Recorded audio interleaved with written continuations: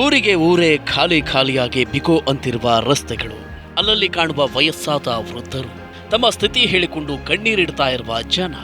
ಅಷ್ಟಕ್ಕೂ ಈ ಎಲ್ಲ ದೃಶ್ಯ ಕಂಡು ಬಂದಿತ್ತು ಬೆಳಗಾವಿ ಜಿಲ್ಲೆಯ ರಾಮದುರ್ಗ ತಾಲೂಕಿನ ರಾಮಾಪುರ ತಾಂಡಾದಲ್ಲಿ.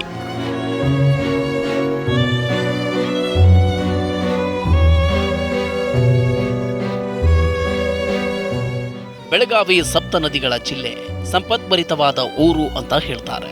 ಆದರೆ ಇದೇ ಊರಿನ ಜನ ಇದೀಗ ಭೀಕರ ಬರಕ್ಕೆ ಸಿಕ್ಕು ನಲುಗುತ್ತಿದ್ದಾರೆ. ಸದ್ಯ ಜಮೀನುಗಳಲ್ಲೂ ಇರಬೇಕಿದ್ದ ಕೆಲಸ ಇಲ್ಲ. ಗ್ರಾಮಗಳಲ್ಲಿ ಸಿಗ್ತಿದ್ದ ನರೇಗಾ ಕೆಲಸವೂ ಸಿಗದ ಕಾರಣ ಊರಿಗೆ ಊರೇ ಕೆಲಸ ಅರಸಿ ಗುಳೆ ಹೋಗ್ತಿವೆ. ಅದರಲ್ಲೂ ರಾಮದುರ್ಗ ತಾಲೂಕಿನ ಸಾಕಷ್ಟು ತಾಂಡಾಗಳಲ್ಲಿ ಈ ರೀತಿಯ ಪರಿಸ್ಥಿತಿ ಹೆಚ್ಚಾಗಿಯೇ ಕಂಡು ಬರ್ತಿದೆ.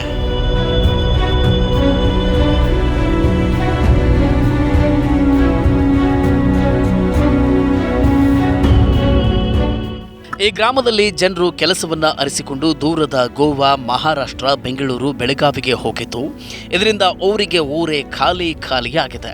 ಇಲ್ಲಿ ವಯಸ್ಸಾದವರು, ಗರ್ಭಿಣಿಯರು, ಅಲ್ಪ ಸ್ವಲ್ಪ ಮಕ್ಕಳು, ಅಂಗವಿಕಲರು ಮಾತ್ರ ಬಿಟ್ರೆ ಇನ್ಯಾರು ಕಾಣಸಿಗುತ್ತಿಲ್ಲ.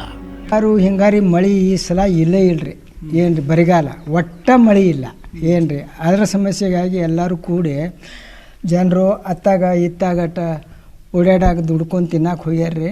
ನಾವು ಇರೋದು ಮಾತ್ರ ಒಂದು 50 ಜನ 60 ಜನ ಅವಾಗ ಇರ್ಬೋದು ರೀ ಇಲ್ಲಿ ಇರೋದು. ಆದ್ರೆ ಈ ಸಮಸ್ಯೆ ನಮಗೆ ಐತ್ರಿ ಏನ್ರಿ. ಮತ್ತು ಕರೆಂಟೂ ಐತ್ರಿ, ನೀರಂತೂ ಬೋರ್ ಬಿದ್ದವ್ರಿ. ಆದ್ರೆ ನಮಗೆ ಅನುಕೂಲ ಇಲ್ಲ, ಇಲ್ರಿ ದುಡಿಯೋಕೆ ಕೆಲಸ ಇಲ್ಲ. ದುಡಿಯಾಕೆ ನಾವು ಇನ್ನು ಈ ಸಲ ಮಳೆ ಆಗಲಿಲ್ಲ ಅಂದ್ರೆ ನಾವು ಸಹ ದುಡಿಯೋಕೆ ಹೋಗೋದು. ಹಾಂ ಏನ್ರಿ.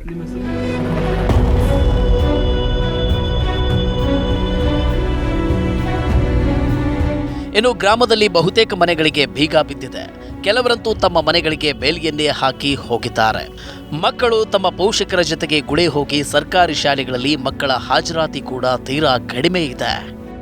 ಈಗ ಗುಳೆ ಹೋಗ್ತಾ ಇರುವಂತದ್ದು ಗಮನಕ್ಕಿದೆಯಾ ಸರ್? ಯೂಶ್ವಲಿ ಇದು ನ್ಯಾಚುರಲ್ ಆಗಿ ನ್ಯಾಚುರಲ್ ಆಗಿ ಇಲ್ಲಿನ ನಮ್ಮ ಜನ ಎಲ್ಲ ಸ್ವಲ್ಪ ಗೋವಾಗೆ ಹೋಗೋದು ಅಥವಾ ಪುಣೆಗೆ ಹೋಗೋದು ಇವೆಲ್ಲ ಸಹಜವಾಗಿ. ಯಾಕಂದರೆ ನಾವು ಬಿಜಾಪುರಲ್ಲಿ ಕೂಡ ನೋಡಿದ್ದೀವಿ ಅದೇ ಥರ ಇರುತ್ತೆ.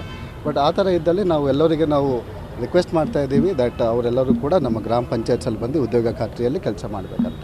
ಯಾರಿಗೋ ಬಂದರೂ ಕೆಲಸ ಎಸ್, ಹಾಗೇನಾದರೂ ಸಮಸ್ಯೆ ಇದ್ದಲ್ಲಿ ಕೂಡ ನಮ್ಮ ಹೆಲ್ಪ್ಲೈನ್ ನಂಬರ್ 1 ಸ್ಟಾರ್ಟ್ ಮಾಡ್ತಾ ಇದ್ದೀವಿ. ಹೆಲ್ಪ್ಲೈನ್ ನಂಬರಿಗೆ ಅವರು ಒಂದು ರಿಕ್ವೆಸ್ಟ್ ಕೊಟ್ಟಿದ್ದಲ್ಲಿ ನಾವು ಅಲ್ಲಿ ಪಂಚಾಯತ್ಸಲ್ಲಿ ಏನಾದರೂ ಸಮಸ್ಯೆ ಇದ್ದಲ್ಲಿ ನಾವು ಗ್ರಾಹಕಸ್ ಜೊತೆನೂ ಕೆಲಸ ಮಾಡ್ತಾ ಇದ್ದೀವಿ.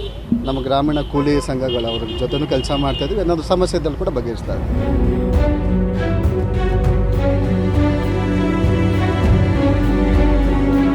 ಸರ್ಕಾರ ಬಡ ಜನರಿಗೆ ಅನುಕೂಲ ಆಗಲಿ, ಅದರಲ್ಲಿಯೂ ಕೂಡ ಕೂಲಿ ಕಾರ್ಮಿಕರು ಹಸಿವಿನಿಂದ ಬಳಲಬಾರದು ಅನ್ನೋ ಕಾರಣಕ್ಕೆ ಗ್ಯಾರಂಟಿ ಯೋಜನೆಯನ್ನ ಜಾರಿಗೆ ತಂದಿದೆ.